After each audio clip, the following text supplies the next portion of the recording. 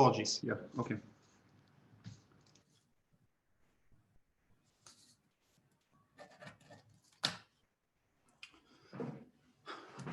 Okay, 3, 2, 1. We're going to go deeper than OO and explain to you why this specific policy is likely to fragment and break these pro-democratic movements, meaning that they will not be able to get the critical mass in order to pressure governments to be more accountable to specific policies in the democratic sphere and extension. But before that, rebuttal to both governments. So let's talk a little bit about technology. We had this scandal actually a month ago with our own prime minister where there were fake pictures of him holding money and a gun in his deathbed. What happened? Two different independent places, one state actually, one independent said these images are fake. Why? Because it's very easy for you to say which exact segments are Photoshop and which exact segments are not. Moreover, for deepfake in videos, also you can do an analysis on which sections are added in and which are not. It's very easy for you to prove that these things are fake actually. But more analytically, there is disproportionate incentive in status quo to be against deepfake rather than for deepfake. Why? Because deepfake controls average individuals, celebrities, everyday people, politicians in other democratic states. So technology to develop to combat and disprove deepfake and show that this is actually fake is much more prevalent than the technology in order to advance deepfake. This is important comparative indices that both governments don't have. Meaning that the counterfactual is likely every time you put this out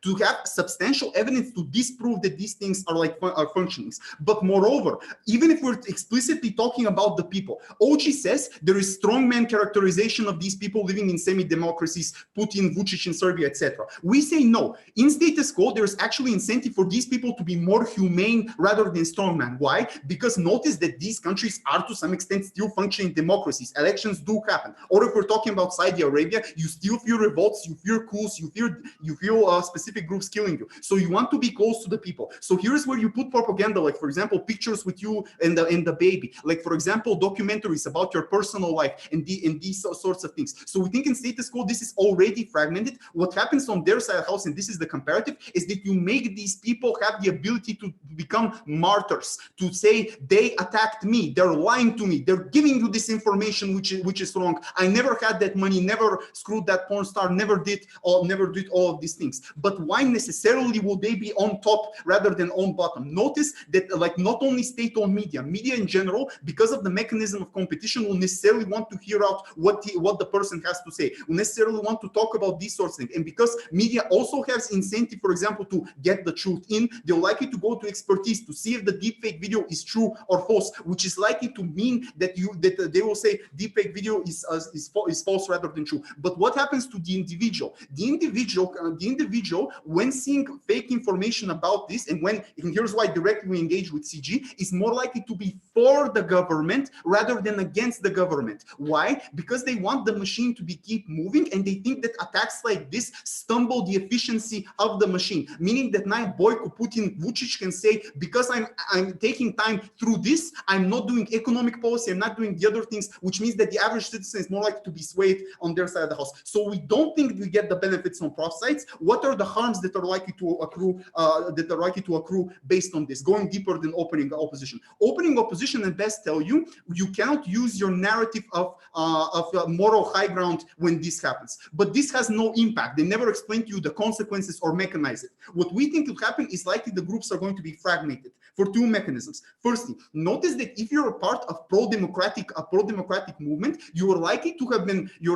affected by the corruption and the misuse of the state. You're likely to be victim of the criminal justice system. Some of your relatives may have been police brutality hit or something like that. Something may have happened to you. These are people who put these personal interests when joining this movement because they despise and hate the other side and the problems that they're having. So they like to be firstly personal affected. But secondly, notice that people have limited resources and time and capacity to do this. They have job, they have family, they have all these things. So usually the people who are likely to join and be part of such movement, we're talking about the people who are members here in this debate, are likely to be people with highest moral high ground to some extent. For them to be like, the reason that I'm doing this is because I believe in the cause, because I want to have a change, because I'm ready to sacrifice the few free time that I have instead to go and watch a movie, to be at a boardroom meeting, fundraise, make these sorts of money. We think that these people, after this happens, are likely to split up into different fragments. We think that many of these people would like to disassociate themselves with the movement, would like to not to say that to after they leave say this movement was not what it was before, it is very problematic, they're doing the deep fake, it's likely to result in infighting, it's likely to result into split up. What we think is going to happen is for you to split up the two movements into two different types of movement, one that tries the fake news stuff, the other that's the normal movement, meaning that you lose big percentage of the people who are there. Why are these people important? Because these are the people who, for example, A, fundraise and get capital for the movement, B, recruit people internally to do all these things, C, manage, organize, and do protest when problematic things happen, meaning that now they have less of a capacity to react when government does something stupid. And notice important comparative here, you don't need deep fake information for government to do something stupid. You have corruption scandals, you have like general problematic stuff when you're an international relation conference and someone does idiotic things, you have generally media saying some sort of stuff, even in the worst cases. So this is the comparative here in this debate. If movement is not fragmented on our side of the house, doesn't do immoral things, movement can now capitalize when these things happen, can mobilize and do people and like make big protests, etc. OG says this is unlikely to get the traction in the people. We disagree. Why? Because of the same mechanisms that they have: social media, media control, generally getting people together and making protests. This is what happens in Eastern Europe right now, in my homeland, in my city, in other places, etc.